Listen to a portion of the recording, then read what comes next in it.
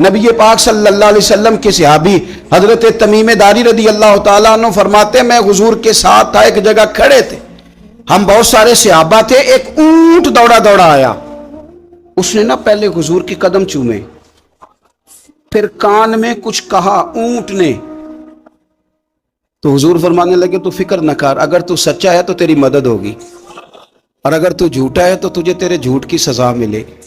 یعنی میں کیسے اس بندے کو سمجھاؤں، میں کیسے اسے سمجھاؤں، کمیٹی ڈال کے رو کے درد سے ادھار لے کے کوئی مدینے گیا، اور ماڑا بندہ اور اس کی تڑپ ہے کہ میں سونے کو اپنے دکھ سناؤں، تو وہ کھڑا ہوا تو ایک صاحب اسے کہنے لگے یہ معاذ اللہ سنتے نہیں تو کس کو سنا رہا ہے، چپ کر، کنٹرول کر اپنی زبان کو، اگر دین نہیں آتا تو نبی پاک سے محبت کرنے والوں کے دل نہ توڑ۔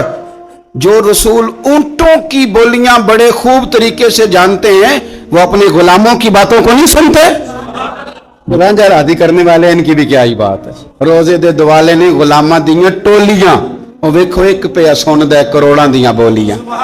اونٹ آیا، آ کے اس نے پہلے قدم چومے، کان میں کچھ کہا، حضور نے فرمایا تو فکر نہ کر، اگر تو سچا ہے تو جیسے تو کہتا ہے ویسے ہو جائے گا، اور اگر تو جھوٹا ہے تو پھر تجھے تیرے جھوٹ کی سزا بھی ملے گی۔ تھوڑی دیر گزری تو حضرت تمیم داری رضی اللہ تعالیٰ عنہ فرماتے ہیں کچھ لوگ دوڑے دوڑے آئے، عرض کرنے لگے حضور یہ ہمارا اونٹ بھاگ آیا ہے اور 3 دن سے بھاگا ہے، مل نہیں رہا۔ حضور فرمانے لگے یہ تو تمہاری شکایت کر رہا ہے، یہ تو کہہ رہا ہے یا رسول اللہ میں نے گرمی سردی میں ان کی خدمت کی، اور جب میں بوڑھا ہو گیا تو انہوں نے مجھے افزائش نسل کے لیے رکھ لیا، میری نسل سے ان کے کتنے اونٹ پیدا ہوئے، اب میں بوڑھا ہو گیا ہوں تو مجھے کاٹ کے ذبح کر کے کھانا چاہتے ہیں۔ اس نے کان میں کہا، حضور نے ترجمہ کہہ کے بتایا، کریم رسول فرمانے لگے بولو تم کیا کہتے ہو؟ کہنے لگے سونیا جی جس نے جو آپ کو بتایا نا بالکل ہی سچ بتایا ہے۔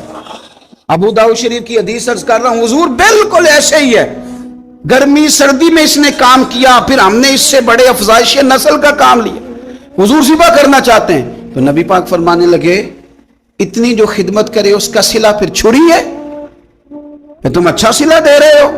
کہنے لگے حضور ہم کچھ نہیں کہتے، ذبح بھی نہیں کرتے، آپ اس کو دے دیں۔ حضور فرمانے لگے اب نہیں میں تم پہ اعتماد کرتا، اس طرح کرو میرے ہاتھ بیچ دو۔ 100 دینار کا میرے نبی پاک نے اونٹ خرید لیا۔ حضور نے نا اونٹ کو تھپکی دی، فرمایا جا تو آزاد ہے۔ اونٹ نے نا پتہ نہیں کیا باتیں کی، ایک بات کی تو حضور نے فرمایا آمین، دوسری کی تو کہا آمین، تیسری کی دعا کی تو کہا آمین، چوتھی بات اونٹ نے کی تو نبی پاک رو پڑے۔ اونٹ چلا گیا، صحابہ کہتے ہیں عرض کی یا رسول اللہ اونٹ نے کیا کہا ہے؟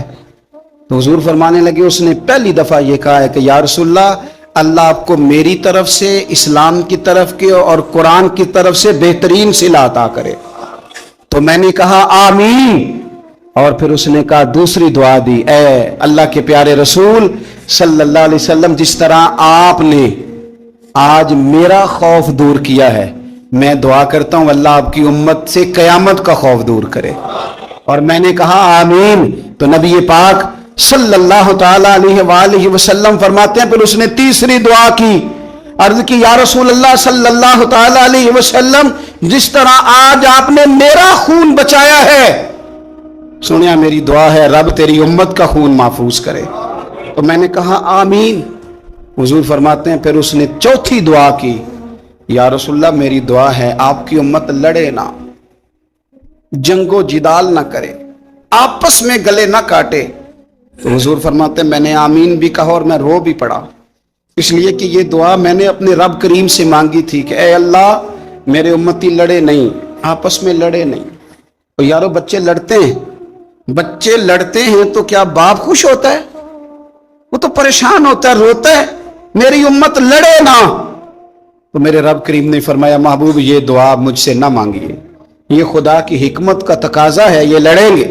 تو نبی پاک صلی اللہ علیہ وسلم فرماتے ہیں جب لڑائی کی بات کی تو میں نے پھر اس وقت میں عبدیدہ ہو گیا، میں رو پڑا، یہ نازک مسئلہ ہے، تکلیف والا ہے کہ یہ لڑیں گے، کچھ لوگ فرقے بنا لیں گے، الگ عقیدے گھڑ لیں گے اور سچے سچے مسلمانوں سے لڑیں گے۔